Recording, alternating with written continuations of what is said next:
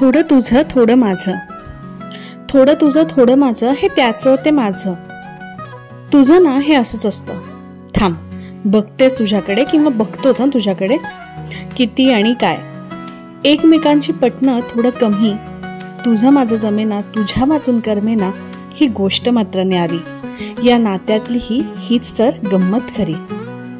सतत भांडणारे त्या भांडणात कधी मोठे होतात कळतच नाही. सतत भांडणारे त्या भांडणात कधी मोठे होतात कळतच नाही.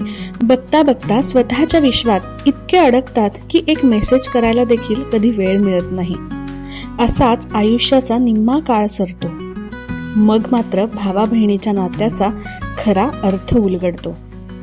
आता मात्र जुन्या आठवणी पुन्हा मनात घर करतात. काळाच्या ओघात निसटलेल्या क्षणांची पुन्हा जाणीव करून देतात. विनाकारण भांडायचो, पण त्यातही गोडी होती. आतून मनापासून बांधलेल्या धाग्यांची वीण मात्र घट्ट होती.